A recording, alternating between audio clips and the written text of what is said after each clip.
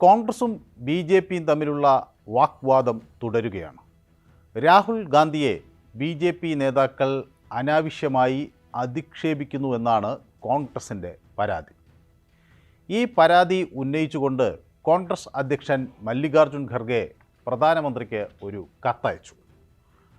കോൺഗ്രസ് നേതാവായ രാഹുൽ ഗാന്ധിയെ ബി.ജെ.പി പ്രവർത്തകർ അധിക്ഷേപിക്കുന്നത് നിർത്തണം എന്നാണ് മല്ലികാർജുൻ ഖർഗെയുടെ ആവശ്യം.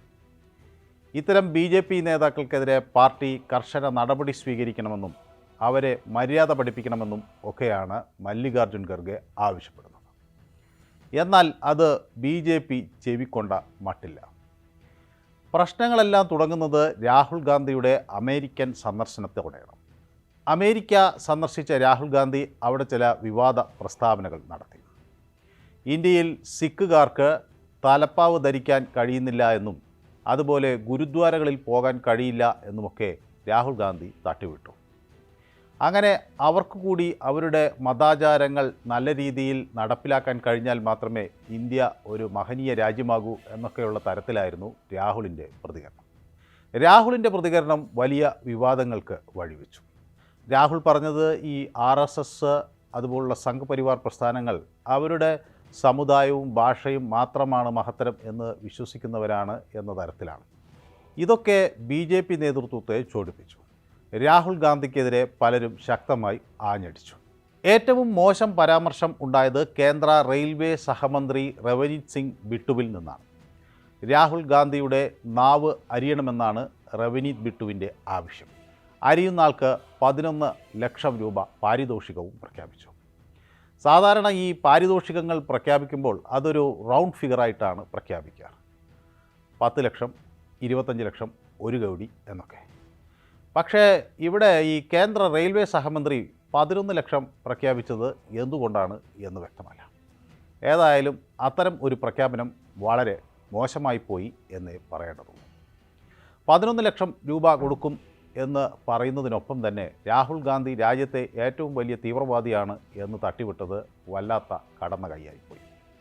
ഇത് കോൺഗ്രസിനെ ചോടിപ്പിച്ചു. അതോടെയാണ് വിവാദം ആളിക്കത്തിയത്.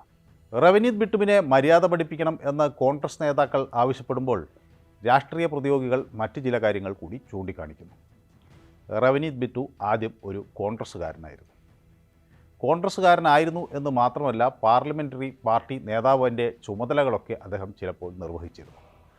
അധീർ രഞ്ജൻ ചൗധരി ബംഗാൾ തിരഞ്ഞെടുപ്പിൻ്റെ തിരക്കിലായിരുന്ന ഘട്ടത്തിലൊക്കെ ആ കാര്യങ്ങൾ നോക്കിയിരുന്നത് ബിട്ടുവാണ്. അങ്ങനെ കോൺഗ്രസ് പാരമ്പര്യമുള്ള ബിട്ടു ബി.ജെ.പിയിലെത്തിയപ്പോഴാണ് ഇത്തരത്തിലുള്ള പദപ്രയോഗങ്ങൾ നടത്തിയത്. അപ്പോൾ ഈ ശീലം അവിടം തൊട്ടേ ഉണ്ടായിരുന്നിരിക്കണം എന്നാണ് ചിലരുടെ ആക്ഷേപം. ഏതായാലും ബിട്ടു നിസ്സാരക്കാരനല്ല. നമ്മുടെ പഴയ പഞ്ചാബ് മുഖ്യമന്ത്രി ബിരൻ സിംഗിൻ്റെ കൊച്ചുമകനാണ്. കേന്ദ്ര റെയിൽവേ സഹമന്ത്രിയാണ്. ഒപ്പം ഭക്ഷ്യ സംസ്കരണ വകുപ്പും കൂടി കൈകാര്യം ചെയ്യുന്നുണ്ട്. അടുത്തിടെയാണ് കോൺഗ്രസ് വിട്ട് ബിട്ടു ബി.ജെ.പിയിലെത്തിയപ്പോൾ തൻ്റെ വീറും വാശിയും പാർട്ടിയോടുള്ള സ്നേഹവുമൊക്കെ തെളിയിക്കാൻ വേണ്ടിയാകണം രാഹുൽ ഗാന്ധിയെ തന്നെ ബിട്ടു കടന്നാക്രമിച്ചത്. ബിട്ടുവിൻ്റെ പരാമർശം അങ്ങനെ വിവാദമായി തുടരുന്ന ഘട്ടത്തിലാണ് അടുത്ത നേതാവിൻ്റെ രംഗപ്രവേശനം. അത് തൻവീന്ദർ സിംഗ് ആണ്. തൻവീന്ദർ സിംഗ് ഡൽഹിയിലുള്ള ഒരു ബി.ജെ.പി നേതാവാണ്, സിഖുകാരനാണ്. തൻവീന്ദർ സിംഗും ബിട്ടുവിനെ പോലെ കോൺഗ്രസ് വിട്ട് ബി.ജെ.പിയിലെത്തിയ ആളാണ്. രാഹുൽ ഗാന്ധിക്ക് തൻ്റെ അമ്മൂമ്മയുടെ അതേ അവസ്ഥ ഉണ്ടാകും എന്നാണ് തൻവീന്ദർ പറയുന്നത്. അത് ഒരു ഭീഷണിയാണ്. തൻവീന്ദറിനെതിരെയും ഡൽഹിയിലെ കോൺഗ്രസ് നേതാക്കൾ ശക്തമായ പ്രതിഷേധവുമായി രംഗത്തെത്തി. അജയ് മാക്കനാണ് ഈ പ്രതിഷേധക്കാർക്ക് നേതൃത്വം നൽകുന്നത്. സംഭവത്തിൽ കേസെടുക്കണമെന്നും നടപടി ഉണ്ടാകണമെന്നും മാക്കൻ ആവശ്യപ്പെട്ടു. എന്നാൽ പ്രശ്നം അവിടെ കൊണ്ട് തീർന്നില്ല. വിവാദം മഹാരാഷ്ട്രയിലേക്ക് കടന്നു. അവിടെ അനിൽ ബോണ്ടയാണ് ചില വിവാദ പരാമർശങ്ങൾ നടത്തിയത്. അദ്ദേഹം പറഞ്ഞത് ഇങ്ങനെയാണ്: രാഹുൽ ഗാന്ധിയുടെ നാക്ക് മുറിച്ചു കളയേണ്ട ആവശ്യമില്ല, മറിച്ച് നല്ലോണം പൊള്ളിച്ചാൽ മതി എന്നാണ് ബോണ്ടയുടെ നിലപാട്. ഈ നാവ് പിഴുതെടുക്കുന്നതിനേക്കാൾ നല്ലത് നാവ് പൊള്ളിക്കുന്നതാണ് എന്ന് അദ്ദേഹം പറഞ്ഞത് വലിയ പ്രതിഷേധത്തിന് വഴിവെച്ചു. ശക്തമായ പ്രതിഷേധം രൂപപ്പെട്ട സാഹചര്യത്തിൽ കോൺഗ്രസ് നേതാക്കൾ പരാതിയുമായി അമരാവതി പോലീസിനെ സമീപിച്ചു. അങ്ങനെ പോലീസ് കേസ് രജിസ്റ്റർ ചെയ്തു, FIR ഇട്ടു. തുടർ നടപടികളിലേക്ക് കടക്കും എന്നാണ് കരുതുന്നത്. രാഷ്ട്രീയത്തിൽ വിദ്യാഭ്യാസം ഉള്ളവരുടെ എണ്ണം കുറയുന്നതുകൊണ്ടാണ് ഇത്തരം പരാമർശങ്ങൾ ഉണ്ടാകുന്നത് എന്ന് ചിലരെങ്കിലും ചിന്തിച്ചിരിക്കാം. എന്നാൽ ഇവിടെ മനസ്സിലാക്കേണ്ട ഒരു കാര്യം, ഈ അനിൽ ബോണ്ടെ ഒരു ഡോക്ടറാണ്. MBBS നേടിയ ഈ ഡോക്ടർ ഇത്തരം പരാമർശം നടത്തിയാൽ അത് വിദ്യാഭ്യാസത്തിൻ്റെ കുറവ് കൊണ്ടാണ് എന്ന് പറയാനാകില്ല.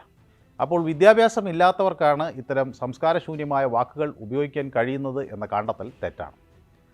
അത് വിദ്യാഭ്യാസമുള്ളവർക്കും കഴിയും എന്ന് തെളിയിക്കുകയാണ് നമ്മുടെ അനിൽ ബോണ്ടെ. അനിൽ ബോണ്ടയ്ക്കെതിരെയുള്ള FIRൽ ഗുരുതരമായ വകുപ്പുകൾ തന്നെയാണ് ഉൾപ്പെടുത്തിയിട്ടുള്ളത്. 195, 351, 356 വകുപ്പുകളാണ് അനിൽ ബോണ്ടയ്ക്കെതിരെ ഉപയോഗിച്ചിട്ടുള്ളത്. ഈ വകുപ്പുകളിൽ നിയമ നടപടി നേരിടേണ്ടി വരും മഹാരാഷ്ട്രയിൽ നിന്നുള്ള ഈ BJP നേതാവിന്. ഏതായാലും പ്രശ്നം അങ്ങനെ സങ്കീർണമായി തുടരുന്ന ഘട്ടത്തിലാണ് മറ്റ് ചില ആളുകൾ കൂടി ഇതിലേക്ക് ഭാഗവാക്കുകളായത്. ശിവസേന MLA സഞ്ജയ് ഗേക്വാഡാണ് മറ്റൊരു വിരുദ്ധൻ. അതുപോലെ ഉത്തർപ്രദേശിൽ നിന്നുള്ള രഘുവർ സിംഗും ഈ വിവാദങ്ങളിൽ അവരുടേതായ പങ്ക് വഹിച്ചു. രാഹുൽ ഗാന്ധിയുടെ നാക്ക് വെറുതെ വിട്ടുകൂടാ എന്നാണ് ഇരു നേതാക്കളുടെയും നിലപാട്. അങ്ങനെ വിവാദം മുറുകുന്നതിനിടയിലാണ് മല്ലികാർജുൻ ഖർഗെ പ്രധാനമന്ത്രിക്ക് കത്തയച്ചത്. അതോടെ പ്രശ്നം അവസാനിക്കും എന്നാണ് പലരും ധരിച്ചത്. വിഷയത്തിൽ പ്രധാനമന്ത്രി ഇടപെട്ട് ഈ നേതാക്കളെയൊക്കെ കാര്യങ്ങൾ പറഞ്ഞ് മനസ്സിലാക്കും എന്നാണ് അവർ ധരിച്ചത്. പക്ഷേ അവിടെ കൊണ്ടും പ്രശ്നം തീർന്നില്ല.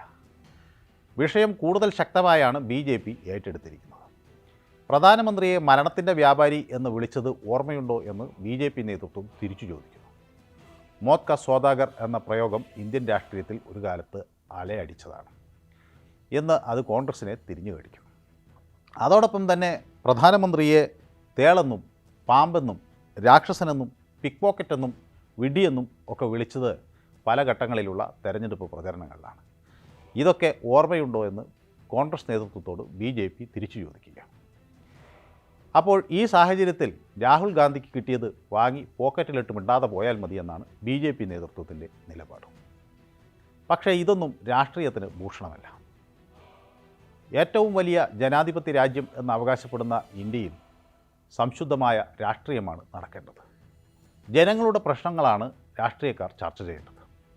പരസ്പരം ചളിവാരി എറിയുന്നതും തെറി വിളിക്കുന്നതും കൊണ്ടും ഇന്ത്യൻ രാഷ്ട്രീയത്തിൽ നമുക്ക് മുന്നോട്ട് പോകാനാകില്ല. ആ പതിവ് മാറ്റിവെക്കാൻ എല്ലാവരും ഒന്നിച്ച് ചേർന്ന് മുൻകൈയെടുത്ത് പ്രവർത്തിക്കണം.